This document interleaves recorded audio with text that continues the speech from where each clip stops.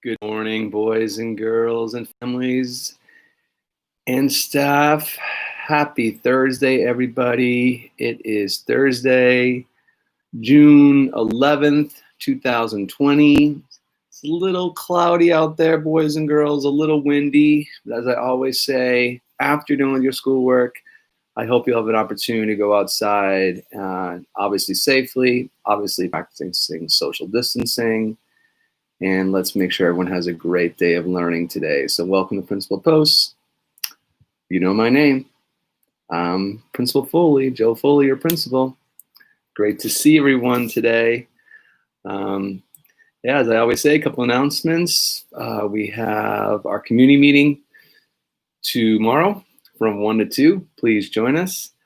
Families, I hope you read and received my e-bulletin that I sent out a couple days ago. I emailed it to everybody. I also posted on our e-learning website under the e-bulletin tab, so please check that out. I might send out one more today or tomorrow with some more information in regards to closing out the school year.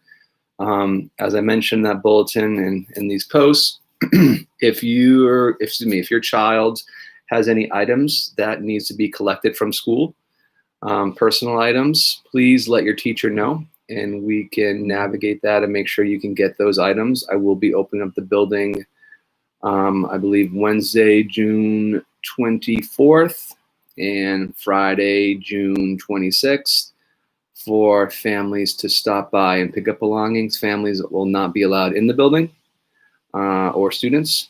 So we'll have to figure something out of using our green top to get you those items. So please, if you haven't done so already, contact your teacher about collecting those items. Chromebooks, if you have a Chromebook, and hopefully you all do, please hold on to it over the summer. We'll be offering different opportunities for students to engage in some remote learning from home. And if you are sadly not returning to Conley, I hope that's not the case. I hope everyone's returning to Conley. But if you are moving or decide to switch schools, please let us know as well, because obviously we'd like to collect your Chromebook from you. So again, reach out to your teacher if you are not returning to Conley. I hope that's not the case. We want all our kids to come back, right? So as we always talked about as well, boys and girls, regardless of we're at home or at school, that we need to adhere to and follow Conley Pride.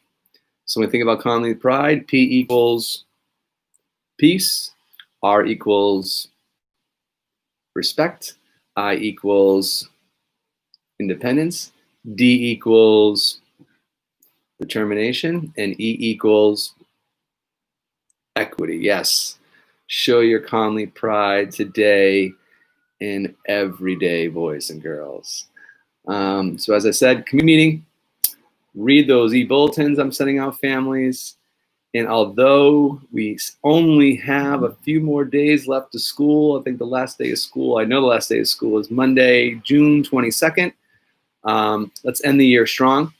Let's spend some time completing those tasks that you are unable to complete.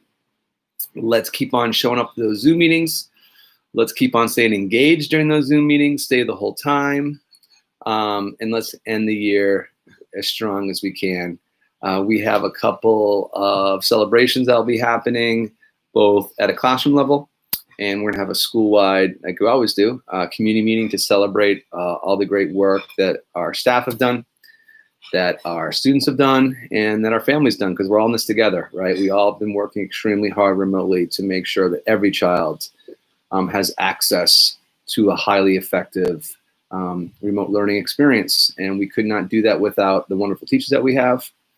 And I definitely could not do that without the wonderful families that we have. So thank you to teachers and families and students and everyone for really kind of pitching in during these very interesting and challenging times and making the best of it. And I think we've done that. And then as I also mentioned in the posts yesterday and in the bulletin, that your child will have an opportunity to meet their teacher for next year. Each classroom teacher will be kind of figuring that out.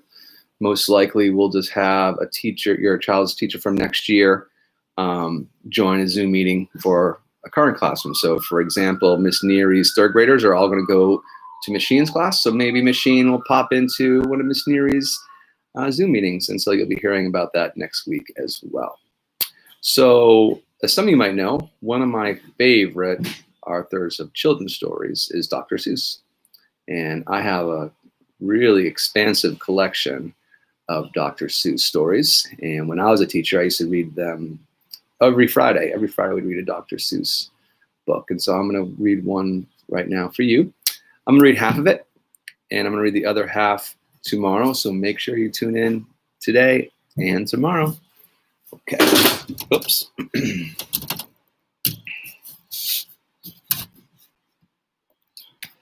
This is called The Butter Battle Book by Dr. Seuss.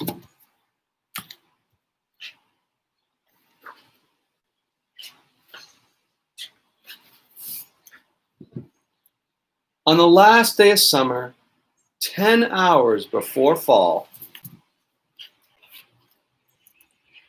my grandfather took me out to the wall.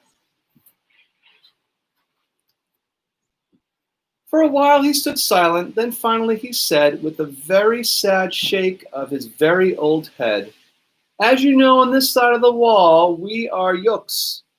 On the far other side of this wall are the Zooks." Then my grandfather said, "It's high time that you knew of the terrible, horrible thing that Zooks do. In every Zook house, in every Zook town, every Zook eats his bread with the butter side down." But Yooks, as you know, when we breakfast or sup, spread our butter, Grandpa said, with the butter side up.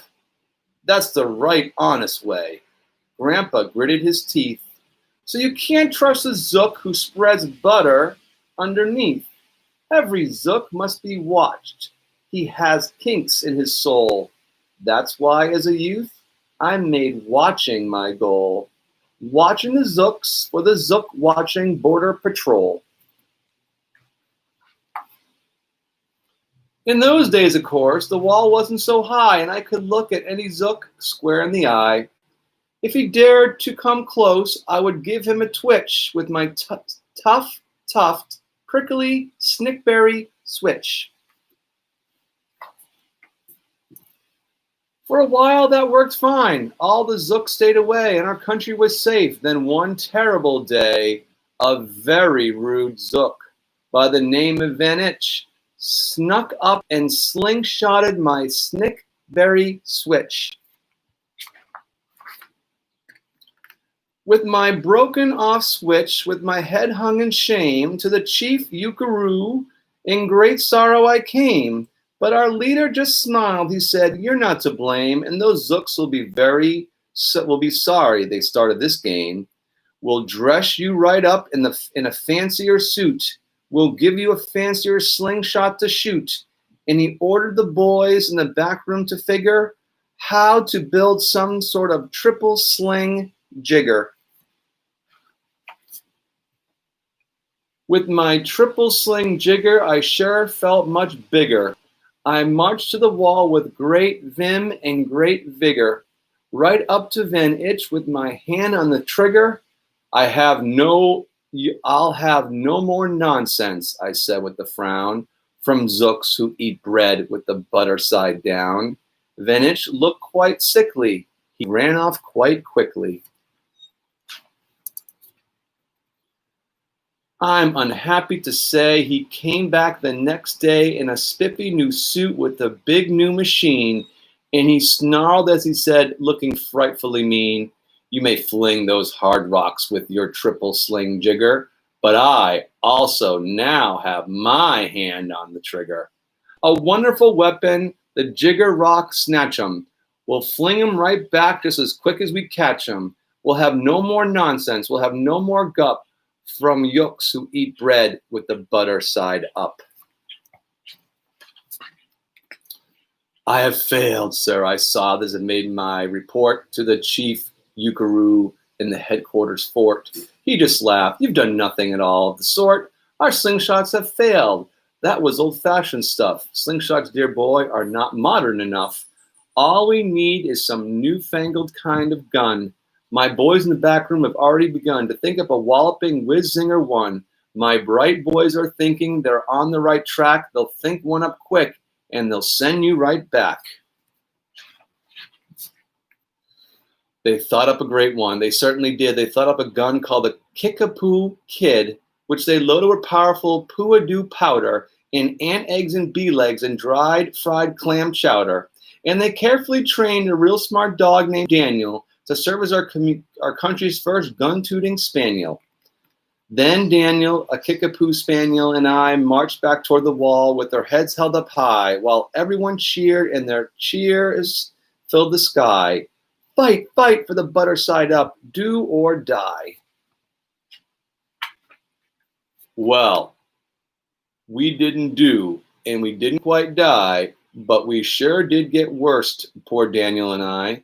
Van Itch was there too, and he said the old pig, the boys in my back room invented this rig called the 8-nozzled elephant-toted Boom Blitz. It shoots high explosive sour cherry stone pits and will put your dumb Kickapoo kid on the fritz. Poor Daniel and I were scared out of our wits. Once more, by Van Itch, I was bested and bare. Once again, I limped home from the wall in defeat. I dragged and I sagged, and my spirits were low as I thought they could ever go, when I heard a boom-ba and a diddle-dee-dill, and our butter-up band marched up over the hill. Our chief Yukaroo had sent them to meet me, along with the Right Side Up song girls to greet me. They sang, "Oh, be faithful, believe in thy butter," and they lifted my spirits right out of the gutter. Okay, boys and girls, I'm going to stop there. And as you heard this story, and as I'll finish it tomorrow, I want you to think about this idea of equity. I want you to think of this idea of what equity means in the Colony School. What equity means in the Colony School, boys and girls, is everyone gets what they need to be successful. That everyone is accepted, no matter what you look like, no matter where you come from, no matter what language you speak at home, no matter how you learn, no matter how good you are at math or other areas you need help with. It doesn't matter, boys and girls, because we will continue to give you what you need. So as you think about this story, I want you to think about what's the big deal about how people eat their butter, right? That is something I want you to think about as I read the second part of the story, and think about equity, and think about this idea of making sure at the Colony School that everyone feels welcome, regardless of how you eat your butter. And we'll talk more about that tomorrow. Have a great day learning, everybody. Bye.